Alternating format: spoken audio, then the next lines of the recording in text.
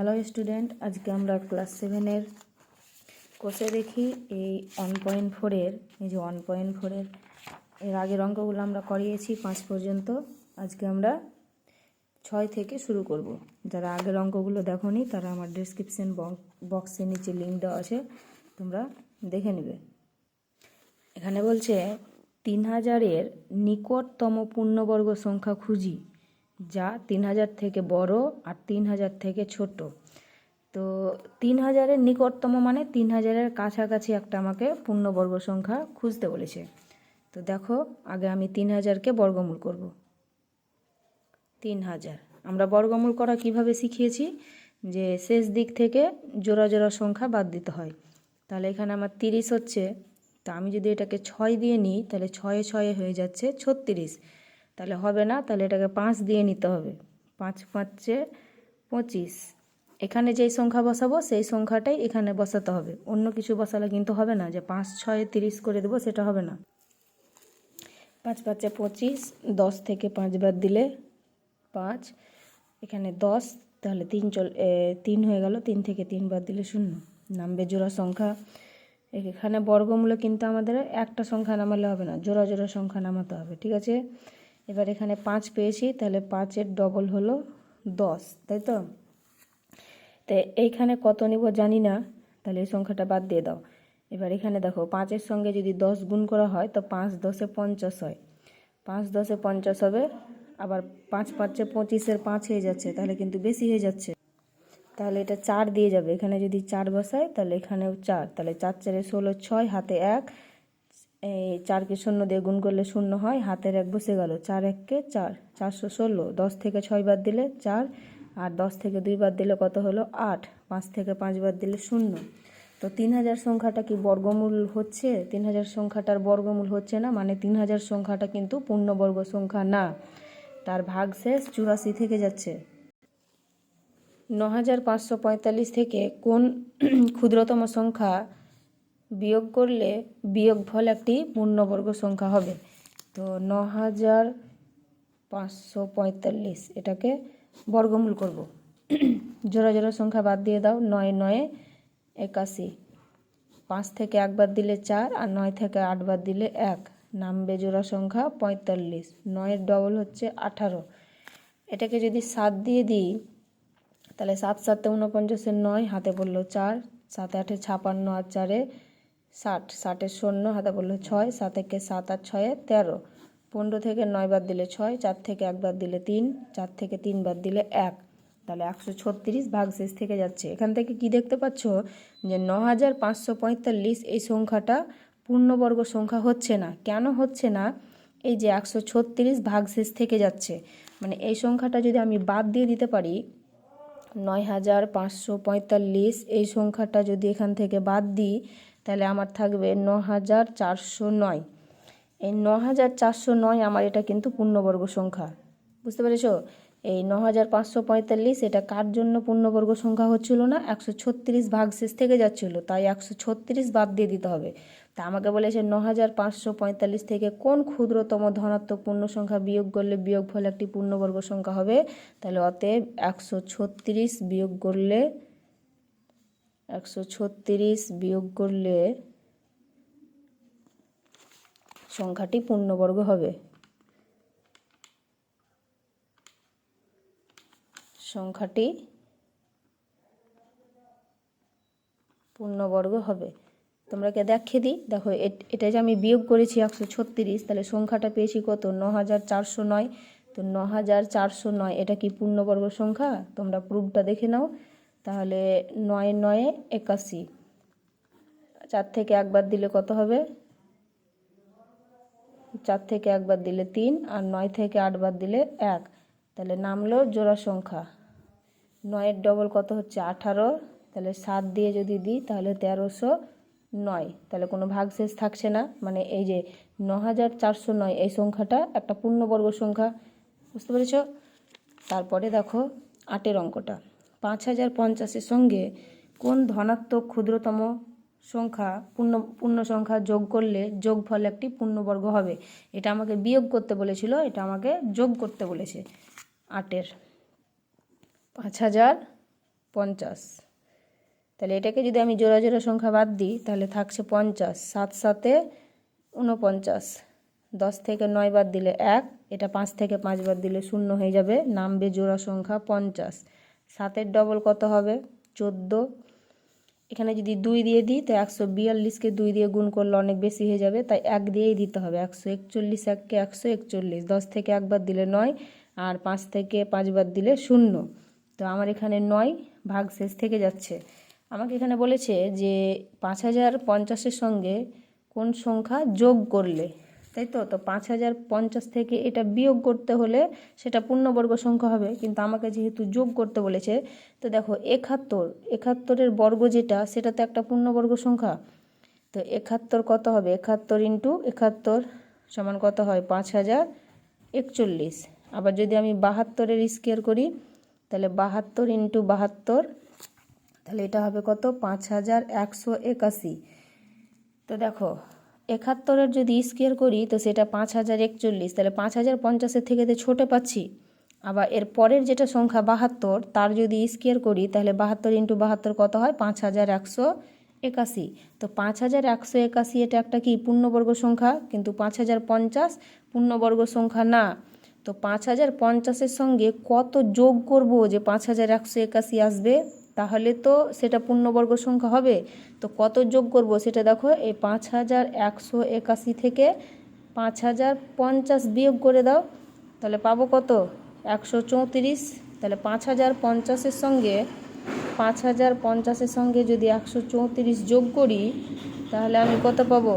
5184 পাবো, তাই তো। এই যে 5100, এটা 2 দুগুণে 4, 5184 হবে। তো 72-এর স্কোয়ার কত হয়? 5184, ঠিক আছে। তাহলে এটা 84। তাহলে 10 4 আর 8 থেকে 5 বাদ দিলে 3, আর 8 থেকে 5 বাদ দিলে 3 হচ্ছে। আচ্ছা ঠিক আছে, এবার বুঝতে পারিস। এই 5050-এর সঙ্গে যদি আমি 134 যোগ করি তাহলে 5184 আসবে, ঠিক আছে। তো এই 5050 থেকে 5050-এর সঙ্গে 134 যোগ করে দিতে হবে। তাহলে লিখে দাও, অতএব 5050-এর সাথে 134 যোগ করতে হবে। নেক্সট দেখো 9টা কি বলেছে? বারুইপুরে এক পেয়ারা বাগানে 1764টি পেয়ারা গাছ লাগানো হয়েছে। যতগুলি সারিতে পেয়ারা গাছ লাগানো হয়েছে প্রতি সারিতে ততগুলি পেয়ারা গাছ আছে। হিসাব করে দেখি প্রতি সারিতে কতগুলি পেয়ারা গাছ লাগানো হয়েছে। তাহলে দেখো এখানে কি বলছে যে যতগুলো সারি থাকবে ততগুলোই পেয়ারা গাছ। ধরো এখানে আমার 2টো সারি আছে, তাহলে কিন্তু দুটো দুটো করেই পেয়ারা গাছ লাগাতে হবে। 3টে যদি সারি হয় তাহলে 3টে করে পেয়ারা গাছ। 4টে সারি হলে 4টে করে পেয়ারা গাছ লাগাবো, বুঝতে পেরেছো। তাহলে দুটো যদি সারি থাকে তাহলে 4টা হচ্ছে 2 2 4, মানে 2-এর স্কোয়ার কত? 4। 3টে যদি সারি হয় তাহলে 3 3 কত হয়? গুণ করলে 3-এর স্কোয়ার 9। 4টা যদি সারি হয় তাহলে 4-এর স্কোয়ার 4 4-এ কত? 16। তো ধরো আমাকে বলেছে যে 16টা পেয়ারা গাছ আছে, তাহলে কতগুলো সারি লাগবে, মানে যতটা সারি ততটাই পেয়ারা গাছ লাগাবে। তো 16-র বর্গমূল করতে হবে, তাহলে তো 4 পাবো। 9টা যদি পেয়ারা গাছ থাকে তাহলে 9-এর বর্গমূল করব, তাহলে 3টে সারি পাবো। 3টে সারি আর 3টে করে গাছ, তাহলে তো 3 3-কে 9 পাবো। তাহলে বুঝতে পারছো যে আমাকে এখানে বর্গমূল করতে হবে। তো 1764টি পেয়ারা গাছ বলেছিল, তাহলে এর আমরা বর্গমূল করে দেব। জোড়া জোড়া সংখ্যা বাদ দাও, 4 4-এ 16, 7 থেকে 6 বাদ দিলে 1, জোড়া সংখ্যা নামলো 64। 4-এর ডবল কত হয়? 8। তাহলে এটাকে আমাকে 2 দিয়ে দিতে হবে, তাহলে 2 দুগুণে 4, 8 দুগুণে 16। তাহলে কতটা পেয়ারা গাছ ছিল দেখো? 42টি। তাহলে 42টি পেয়ারা গাছ আর 42টি সারি, তাহলে 42 42 গুণ করলে 1764 হয়। তাহলে অতএব প্রতি সারিতে 42টি পেয়ারা গাছ আছে। অতএব প্রতি সারিতে 42টি পেয়ারা গাছ আছে। নেক্সট দেখো 10-এর বলছে হোমিওপ্যাথি ওষুধ রাখার বক্সে 1225টি সিসি রাখার ঘর আছে। ঘরগুলি এমনভাবে সাজানো আছে যে যতগুলি সারি আছে প্রতি সারিতে ততগুলি ঘর আছে। হিসাব করে দেখি বাক্সে কতগুলি সারি আছে। একই অঙ্ক 9 আর 10-এর।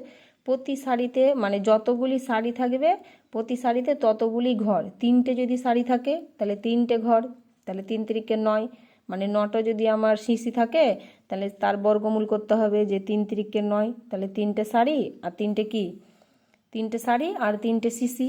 বুঝতে পেরেছো? তাহলে আমার এই 9 অঙ্কটার মতনই 10-এর অঙ্ক হবে। 1225-এর কী করতে হবে, বর্গমূল বের করতে হবে। জোড়া জোড়া সংখ্যা বাদ দিয়ে দাও। 3 তিরিকে 9, 12 থেকে 9 বাদ দিলে হবে 3, জোড়া সংখ্যা নামলো 25। তাহলে 3-এর ডবল কত হয়, 6। 5 দিয়ে যদি দিই তাহলে 5 পাচ্ছে 25-এর 5 হাতে 2, 5 6-এ 30 আর 2-এ 32। তাহলে কত পেলাম, 35টি, তাই তো? অতএব বাক্সে 35টি শাড়ি আছে। নেক্সট দেখো, বলছে 3টি ধনাত্মক পূর্ণ সংখ্যার প্রথম ও দ্বিতীয়টির গুণফল 24, দ্বিতীয় ও তৃতীয়টির গুণফল 48 এবং প্রথম ও তৃতীয়টির গুণফল 32। সংখ্যা 3টি কী কী হবে সেটা আমাকে দেখাতে বলেছে। 11 নম্বরের অঙ্ক। তাহলে প্রথম ও দ্বিতীয়টার গুণফল, দ্বিতীয় ও তৃতীয়টার গুণফল এবং প্রথম ও তৃতীয়টার গুণফল, এগুলোকে আমি একবারে গুণ করে নিচ্ছি। দেখো, প্রথম ইন্টু দ্বিতীয়, দ্বিতীয় ইন্টু তৃতীয় এবং প্রথম ইন্টু তৃতীয়, এদের গুণফলগুলো কত ছিল, গুণফল ছিল 24 ইন্টু 48 ইন্টু 32। মানে প্রথম ও দ্বিতীয়র গুণফল ছিল 24, দ্বিতীয় ও তৃতীয়র গুণফল ছিল 48 এবং প্রথম ও তৃতীয়র গুণফল ছিল 32। ঠিক আছে? তো এখানে দেখো দুবার দুবার করে পেয়েছি, প্রথম দুটো, দ্বিতীয় দুটো এবং তৃতীয় দুটো। তাহলে এদের যদি গুণ করি, প্রথমের সঙ্গে প্রথম গুণ করলে কি হবে, প্রথম স্কোয়ার, প্রথম স্কোয়ার ইন্টু দ্বিতীয়র সঙ্গে দ্বিতীয় যদি গুণ করি তাহলে দ্বিতীয় স্কোয়ার, আর তৃতীয়র সঙ্গে তৃতীয় যদি গুণ করি তাহলে তৃতীয় স্কোয়ার। হয়েছে? এবার 24কে আমরা ভাঙবো।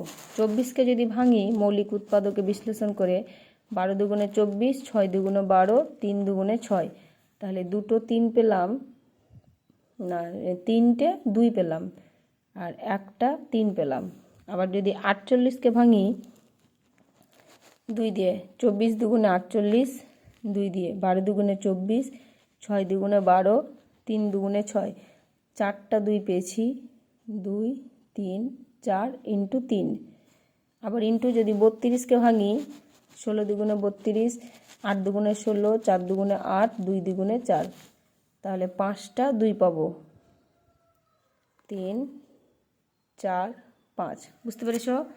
এবার এগুলোকে যদি আমি স্কোয়ার করি তাহলে জোড়া জোড়া সংখ্যা দেখো, এই দুটো 2 নিয়ে স্কোয়ার, তারপরে এই 2-এর তো আমি এখন জোড়া পাচ্ছি না, এই 2-এর 2 নিয়ে স্কোয়ার, এই 2-এর স্কোয়ার, দেখো এখানে একটা 3 আর এখানে একটা 3, তাহলে 3-এর স্কোয়ার পেয়ে নিলাম। এই দুটো 2 মিলে স্কোয়ার, এই দুটো 2 মিলে স্কোয়ার, এখানে একটা 2 আর এখানে একটা 2 পড়েছিল, তাহলে এটাও হয়ে গেল স্কোয়ার। ঠিক আছে? এদিকেও আমার স্কোয়ার, এদিকেও স্কোয়ার আছে, প্রথম স্কোয়ার, দ্বিতীয় স্কোয়ার, তৃতীয় স্কোয়ার, এবার এদিকেও স্কোয়ার। তা আমি দুই দিকেই স্কোয়ারগুলো তুলে দিচ্ছি। দেখে নাও, দুই দিকে স্কোয়ার আমি তুলে দিয়েছি। তাহলে প্রথম, দ্বিতীয়, তৃতীয় ইকুয়াল টু এইগুলো পেলাম। তাহলে প্রথম, দ্বিতীয়, তৃতীয় সমান কত পেলাম, এদের গুণ করে পাবো 192। এবার এখান থেকে যদি আমি প্রথমের মানটা বের করতে চাই, প্রথমের মান যদি বের করি তাহলে ওপরে থাকবে 192 আর নিচে আসবে দ্বিতীয় ইন্টু তৃতীয়, দ্বিতীয় ইন্টু তৃতীয়। এটা কি করে পেলাম, ধরো এখানে বলেছে 3x সমান 4, তাহলে x সমান কত করি, ওপরে 4 দিই আর এক্সের সঙ্গে যেটা লেগে থাকে সেই সংখ্যাটাকে নিচে আনি। তা আমি যদি এখান থেকে প্রথমের মান বের করি তাহলে প্রথমের সঙ্গে কে লেগে আছে, দ্বিতীয় তৃতীয়, ওই জন্য দ্বিতীয় তৃতীয় নিচে চলে এসছে আর ওপরে 192। তাহলে 192 বাই দ্বিতীয় ইন্টু তৃতীয়, এর মানটা কত দেওয়া ছিল, দ্বিতীয় ইন্টু তৃতীয় এর মান দেওয়া ছিল 48, তাহলে বাই 48। 192কে 48 দিয়ে যদি ভাগ করি তাহলে পাবো 4। এবার যদি আমি এখান থেকে দ্বিতীয়র মান বের করি, দ্বিতীয়, তাহলে পাবো ওপরে 192, নিচে পাবো প্রথম ইন্টু তৃতীয়, প্রথম ইন্টু তৃতীয়, তাহলে 192 বাই কত পাবো, প্রথম ইন্টু তৃতীয়র মান, প্রথম ইন্টু তৃতীয়র মান কত বলেছে 32। তাহলে 32 দিয়ে যদি এটাকে আমি কাটি তাহলে 6 দুগুণে 12 আর 3 6 18কে 19, তাহলে 6 পাবো। এবার যদি তৃতীয়ের মান বের করি তৃতীয়, তাহলে পাবো 192 বাই প্রথম ইন্টু দ্বিতীয়, প্রথম ইন্টু দ্বিতীয়। তাহলে 192 বাই প্রথম ইন্টু দ্বিতীয়র মান বলেছিল কত? 24। তাহলে এটাকে যদি আমি 24 দিয়ে কাটি তাহলে পাবো আমি কত? 8। তাহলে প্রথমের মান 4, দ্বিতীয়র মান 6 আর তৃতীয়র মান 8। আমাকে কি জানতে চেয়েছিল? সংখ্যা তিনটি কি কি। তাহলে অতএব সংখ্যা তিনটি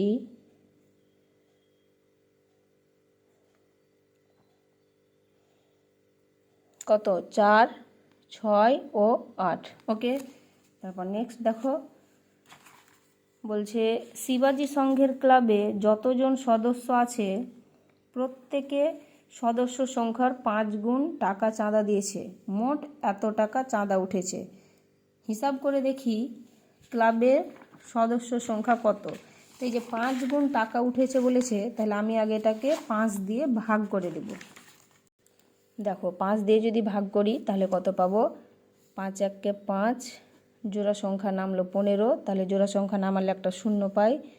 3 5 এ 15 নামলো 2, যাচ্ছে না, আবার নামবে শূন্য, তাহলে আবার একটা শূন্য পাবো এখানে। তাহলে 4 5 এ 20, এবার নামলো 5, তাহলে 5 1 কে 5, তাহলে আমি এটা পেলাম 1000 30 41, 1,03,041। তাহলে এইটাকে এবার আমি বর্গমূল বের করব। জোড়া জোড়া সংখ্যা বাদ দিয়ে দিই। তাহলে 3 তিরিকে 9, 10 থেকে 9 বাদ দিলে 1, জোড়া সংখ্যার নামলো 30, 3-এর ডবল হয় কত? 6। এটাকে যদি আমি 2 দিয়ে দিই তাহলে 2 দুগুণে 4 আর 6 দুগুণে 12, 10 থেকে 4 বাদ দিলে 6, 3 থেকে 3 বাদ দিলে কত? 0। তাহলে এবার জোড়া সংখ্যা নামলো 41, 32-এর ডবল কত হয়? 64। এটাকে যদি 1 দিয়ে দিই তাহলে 641, 1-কে 641, তাহলে কত পেলাম আমি? 321। তাহলে বলেছিল যে ক্লাবের সদস্য সংখ্যা কত। তাহলে অতএব ক্লাবের সদস্য সংখ্যা 321 জন।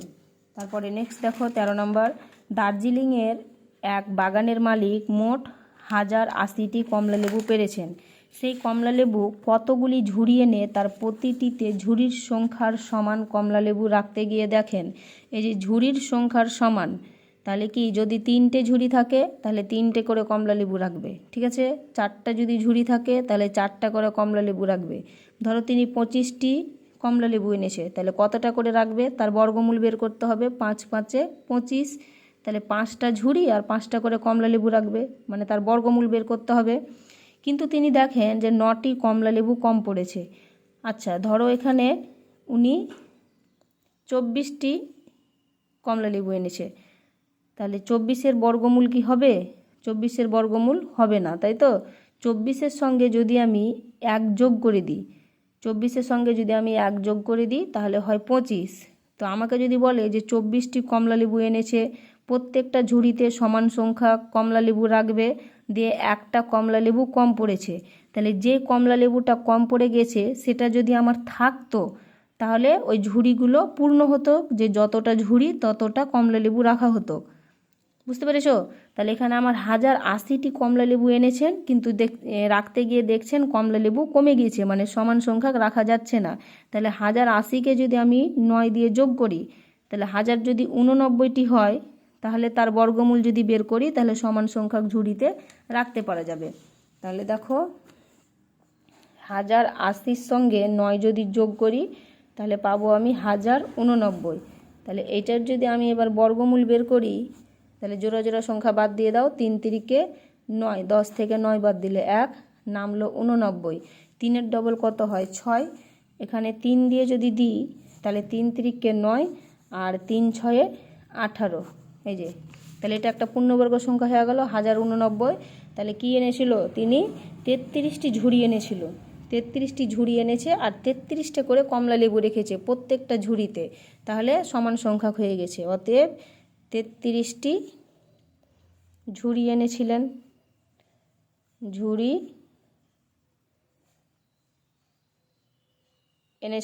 বুঝতে পেরেছো?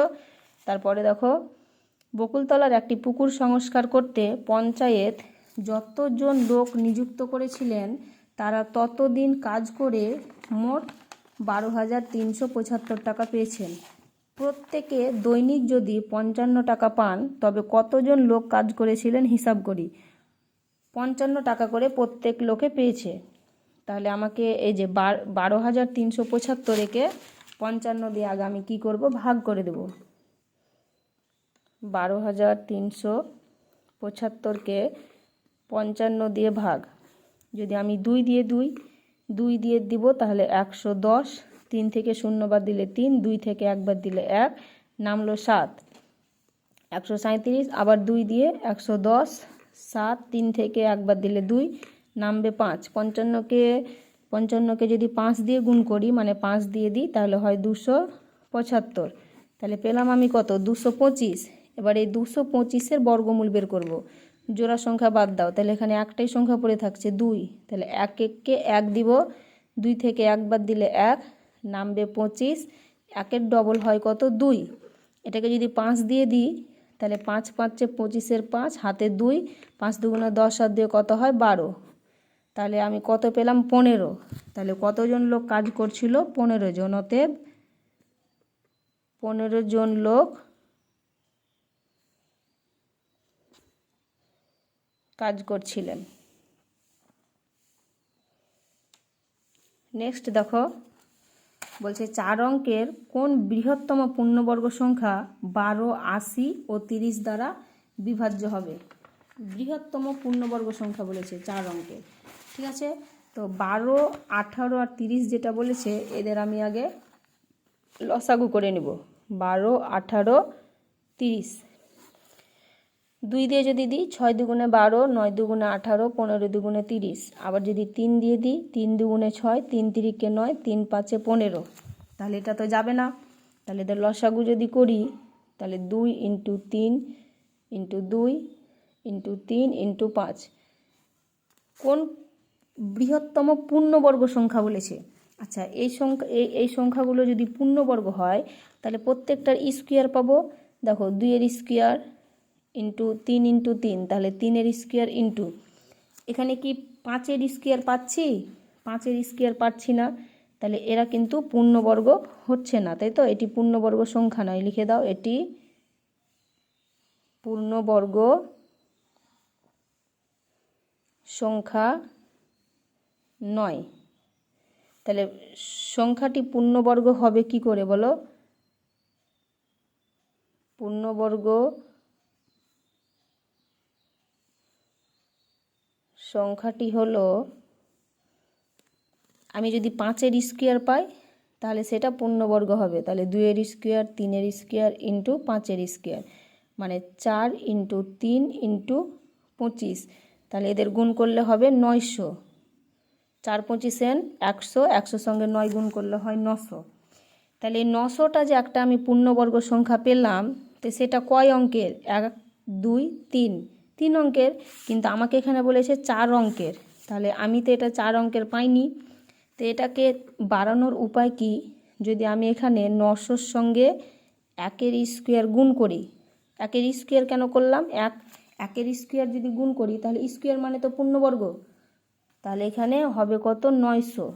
যদি আমি 900-র সঙ্গে 2-এর স্কোয়ার গুণ করি তাহলে 2-এর স্কোয়ার মানে 4, তাহলে 4 9 36, মানে 3600। আবার যদি 900-র সঙ্গে প্রত্যেকটা পূর্ণবর্গ সংখ্যা গুণ করব তাহলেই তো সংখ্যাটা পূর্ণবর্গ থাকবে, তাহলে এটা পাবো 8100। আবার যদি 900-র সঙ্গে 4-এর স্কোয়ার গুণ করি তাহলে পাবো 14400। আচ্ছা, এইটুকুই থাক, আর যোগ করার দরকার নেই, কারণ আমাকে এখানে 4 অঙ্কের বলেছে। তো দেখো, এটা পেয়েছি 4 অঙ্কের, আবার এটাও পেয়েছি 4 অঙ্কের, কিন্তু এটা 5 অঙ্কের পেয়েছি, তাহলে তো এটা হবেই না। তো দুটোই তো 4 অঙ্কের পেয়েছি, কিন্তু আমাকে এখানে বৃহত্তম বলেছে। তো এই দুটোর মধ্যে বৃহত্তম কোনটা, 3600 না 8100। 8100। যদি আমাকে ক্ষুদ্রতম বলতো যে 4 অঙ্কের কোন ক্ষুদ্রতম সংখ্যা, তখন এইটা দিতাম 3600, কিন্তু যেহেতু বৃহত্তম বলেছে তাহলে হবে 8100। বুঝতে পেরেছ।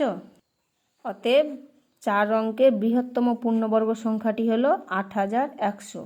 তারপরে দেখো, এবার বলেছে 5 অঙ্কের। 5 অঙ্কের কোন ক্ষুদ্রতম পূর্ণবর্গ সংখ্যা 8, 15, 20 ও 25 দ্বারা বিভাজ্য হবে। তো 8, 15, 20, 25 এই আগের মতন করে আগে আমি লসাগুটা বের করে নিচ্ছি। দেখো লসাগুটা আমি লিখে নিয়েছি। তাহলে এটাকে যদি 2 দিয়ে পাঠাই, 4 দুগুণে 8, 15 নামলো, 10 দুগুণে 20 আর 25 নামলো। এবার যদি আবার 2 দিয়ে পাঠাই, 2 দুগুণে 4, 15 নামলো, 5 দুগুণে 10 আর 25 নেমে গেল। এবার যদি 3 দিয়ে পাঠাই, 2 নামবে, 3 5 15, তাই তো 5 নামলো আর 25 নেমে গেল। আচ্ছা, এটাকে আমাকে 5 দিয়ে পাঠাতে হতো, 5 দিয়ে। তাহলে 2 নামলো, 3 5 15 আর 5 1 5, আবার 5 5 25। তাহলে এটা আর যাবে না। তো আমি এখানে লসাগুটা কি পাচ্ছি দেখো, লিখে নাও। 2 × 2 × 5 × 2 × 3 × 5। তো এদের যদি স্কোয়ার করি, মানে পূর্ণবর্গ করি, তাহলে 2 এর স্কোয়ার × 5 এর স্কোয়ার। আর একটা কিন্তু থেকে যাচ্ছে 3 × 2। তাহলে কার জন্য পূর্ণবর্গ হচ্ছে না? এই যে একটা সংখ্যা 3 আর একটা 2 পাচ্ছি, এদের জন্য কিন্তু পূর্ণবর্গ হচ্ছে না। তাহলে লিখে দাও, এটি পূর্ণবর্গ নয়,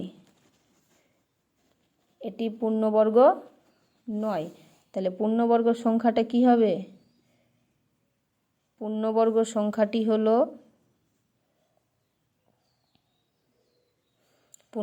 সংখ্যাটি হলো, আমি এইগুলোরও স্কোয়ার পাবো। তাহলে 2 এর স্কোয়ার, 5 এর স্কোয়ার × 3 এর স্কোয়ার × 2 এর স্কোয়ার। এই 3 এর স্কোয়ার 2 এর স্কোয়ার যদি হয়, তাহলে তো আমি পূর্ণবর্গ পাবো। তাহলে এটা 2 এর স্কোয়ার 4 × 25 এর স্কোয়ার 5, 3 এর স্কোয়ার 9 × 2 এর স্কোয়ার 4, গুণ করলে হবে 3600। তো 3600 এই সংখ্যাটা হচ্ছে পূর্ণবর্গ। তো এটা কয় অঙ্কের সংখ্যা? এটা হচ্ছে 4 অঙ্কের সংখ্যা, 1 2 3 4। ঠিক আছে। অঙ্ক মানে কি? অঙ্ক মানে হচ্ছে এই যে 0 থেকে, ওইদিকে দেখো, অঙ্ক মানে হচ্ছে 0 থেকে 9 পর্যন্ত যেগুলো সংখ্যা, 0 1 2 3 4 5 6 7 8 9, এই 0 থেকে 9 পর্যন্ত সংখ্যা, এইগুলোকে অঙ্ক বলা হয়। ধরো বললো যে 27, তাহলে এটা 2 অঙ্ক, এই যে 1 2। শুধু যদি বলে 7, তাহলে এটা 1 অঙ্ক। যদি বলে 8, তাহলে এটাও 1 অঙ্ক। এর সঙ্গে যদি কোনো আবার সংখ্যার জোড়া লাগিয়ে দিই 278, তাহলে এটা কয় অঙ্ক হলো? 1 2 3। ঠিক আছে। তা আমাকে এই অঙ্কটা বলেছে যে 5 অঙ্ক। ঠিক আছে, 5 অঙ্ক নিয়ে আসতে হবে, কিন্তু আমি পেয়েছি 4 অঙ্ক। তাহলে এটাকে যদি 5 অঙ্ক করতে যাই, তাহলে এই যে 3600 পেয়েছি, তার সঙ্গে প্রত্যেকটা পূর্ণবর্গ সংখ্যা কি করব? গুণ করব। 1 এর স্কোয়ার, 1 এর স্কোয়ার তো পূর্ণবর্গ সংখ্যা হয়। তারপরে যদি 2 এর স্কোয়ার করি 4, তাহলে 4ও একটা পূর্ণবর্গ সংখ্যা। আবার যদি 3 এর স্কোয়ার করি, তাহলে এটাও একটা পূর্ণবর্গ সংখ্যা। তো 1 এর স্কোয়ার 1 হয়, 3600 সঙ্গে যদি 1 গুণ করি, তাহলে 3600 পাবো। 2 এর স্কোয়ার হয় 4, 3600 সঙ্গে যদি 4 গুণ করি, তাহলে পাবো 14400। 3 এর স্কোয়ার মানে 9, 3600 সঙ্গে যদি 9 গুণ করি, তাহলে 32400। তা আমাকে এখানে 5 অঙ্কের ক্ষুদ্রতম পূর্ণবর্গ সংখ্যা বলেছে। তা আমি কিন্তু এখানে দুটো সংখ্যায় দেখো 5 অঙ্ক পেয়েছি, এইটা এবং এইটা। তাহলে এদের মধ্যে ক্ষুদ্রতম কে? 14000 না 32000? 14000 অবশ্যই ক্ষুদ্রতম। তাহলে 5 অঙ্কের ক্ষুদ্রতম পূর্ণবর্গ সংখ্যাটি কত? 14400।